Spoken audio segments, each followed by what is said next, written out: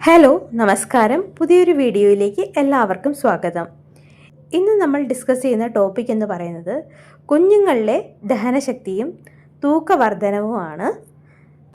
അമ്മമാരെ, നമ്മൾ മനസ്സിലാക്കേണ്ട ഒരു പ്രധാന കാര്യമുണ്ട്. കുഞ്ഞിൻ്റെ വയറിലേക്ക് ആഹാരം ചെല്ലുന്നത് മാത്രമല്ല വളർച്ച, ആ ചെല്ലുന്ന ആഹാരം ശരിയായി ദഹിക്കുകയും അതിലെ പോഷകങ്ങൾ രക്തത്തിലേക്ക് ആഗിരണം ചെയ്യപ്പെടുകയും വേണം. ദഹന പ്രശ്നങ്ങളുള്ള കുട്ടികളിൽ ആഹാരം കുടലിലൂടെ വെറുതെ കടന്നു പോകുകയേ ഉള്ളൂ. അവരുടെ ശരീരത്തിന് അതിൽ നിന്നും ഊർജം എടുക്കാൻ കഴിയില്ല. അതുകൊണ്ടാണ് എൻ്റെ കുട്ടി നന്നായി ആഹാരം കഴിക്കുന്നുണ്ട് പക്ഷേ തടി വയ്ക്കുന്നില്ല എന്ന് നിങ്ങൾ പറയുന്നത്. ദഹനം ശരിയാക്കിയാൽ മാത്രമേ നമ്മൾ കൊടുക്കുന്ന നെയ്യും മുട്ടയും പാലും കുഞ്ഞിൻ്റെ ശരീരത്തിൽ പിടിക്കൂ. ഈ ഒരു വീഡിയോയിൽ കുഞ്ഞിൻ്റെ ദഹനശക്തി വർദ്ധിപ്പിക്കാനും വിശപ്പ് കൂട്ടാനും സഹായിക്കുന്ന ശാസ്ത്രീയമായ വഴികൾ ഞാൻ പറഞ്ഞു തരാം. വീഡിയോ മുഴുവനായി കാണുവാൻ ശ്രമിക്കുക. ആദ്യമായി ദഹനക്കേടിൻ്റെ കാരണങ്ങളെക്കുറിച്ച് സംസാരിക്കാം. ഒരു വയസ്സ് കഴിഞ്ഞ കുഞ്ഞുങ്ങൾക്ക് അമിതമായി പാൽ നൽകുന്നത് ദഹനത്തെ മോശമായി ബാധിക്കും. പശുവിൻ പാൽ ദഹിക്കാൻ ശരീരത്തിന് കൂടുതൽ സമയം ആവശ്യമാണ്. കുട്ടി എപ്പോഴും പാൽ കുടിച്ചുകൊണ്ടിരുന്നാൽ വയർ എപ്പോഴും നിറഞ്ഞതായി തോന്നും. ഇത് സ്വാഭാവികമായ വിശപ്പിനെ ഇല്ലാതാക്കും. കൂടാതെ അമിതമായി പാല് കുടിക്കുന്നത് കുടലിലെ എൻസൈമുകളുടെ പ്രവർത്തനത്തെ കുറയ്ക്കാനും മലബന്ധം ഉണ്ടാക്കാനും കാരണമാകും. സോളിഡ് ഫുഡിന് മുൻഗണന കൊടുക്കുകയും പാൽ ഒരു അനുബന്ധ ആഹാരമായി മാത്രം നിലനിർത്തുകയും ചെയ്യുന്നത് ദഹനം മെച്ചപ്പെടുത്താൻ സഹായിക്കും. രണ്ടാമതായി പ്രോബയോട്ടിക്സിൻ്റെ പ്രാധാന്യമാണ്. അതായത് നമ്മുടെ കുടലിൽ ആഹാരം ദഹിപ്പിക്കാൻ സഹായിക്കുന്ന ദശലക്ഷക്കണക്കിന് ബാക്ടീരിയകളുണ്ട്. കുഞ്ഞുങ്ങളിൽ ഇതിൻ്റെ അളവ് കുറയുമ്പോഴാണ് ദഹനക്കേടും ഗ്യാസും ഉണ്ടാകുന്നത്.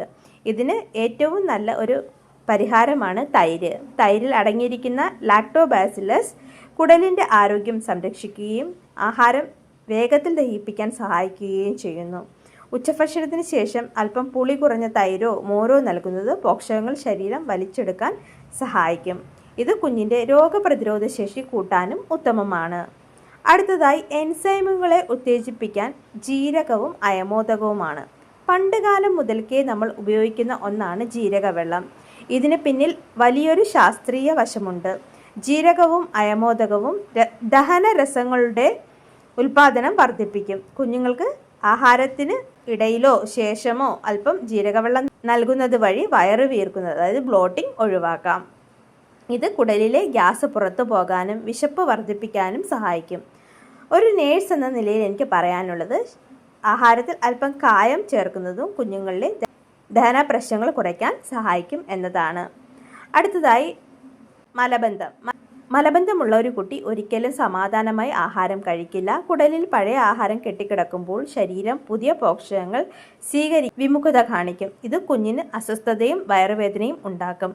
മലബന്ധം മാറാൻ നാരുകൾ അടങ്ങിയ ഭക്ഷണങ്ങൾ, അതായത് പപ്പായ, ചീര, ഓട്സ് എന്നിവ നൽകണം. കുഞ്ഞ് ആവശ്യത്തിന് വെള്ളം കുടിക്കുന്നുണ്ടെന്ന് ഉറപ്പുവരുത്തുക. വയർ കൃത്യമായി ക്ലീൻ ആകുന്ന കുഞ്ഞുങ്ങൾക്ക് നല്ല വിശപ്പുണ്ടാകുകയും അവർ കഴിക്കുന്ന ആഹാരം കൃത്യമായി തൂക്കമായി മാറുകയും ചെയ്യുന്നു. അമ്മമാരെ, ദഹനം എന്നത് കുഞ്ഞിൻ്റെ ആരോഗ്യത്തിൻ്റെ അടിത്തറയാണ്. ശരിയായ സമയത്ത് ആഹാരം നൽകുകയും ആവശ്യത്തിന് വെള്ളം കുഞ്ഞിനെ ഓടിക്കളിക്കാൻ അനുവദിക്കുന്നതും ദഹനം വർദ്ധിപ്പിക്കും. ഈ കാര്യങ്ങൾ ശ്രദ്ധിച്ചാൽ ഒരു മാസത്തിനുള്ളിൽ തന്നെ നിങ്ങളുടെ കുഞ്ഞിൻ്റെ തൂക്കത്തിൽ വലിയ മാറ്റം കാണാം. ദഹനം ശരിയാക്കിയാൽ തന്നെ കുഞ്ഞിൻ്റെ തൂക്കം തനിയെ കൂടും. ഈ വീഡിയോ നിങ്ങൾക്ക് ഉപകാരപ്പെട്ടു എന്ന് വിചാരിക്കുന്നു.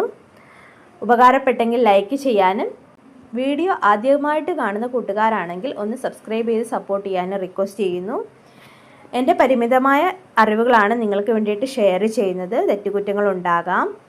അപ്പോൾ നമുക്ക് അടുത്തൊരു വീഡിയോയുമായി വീണ്ടും കാണാം. അതുവരയ്ക്കും bye. Thank you for watching video.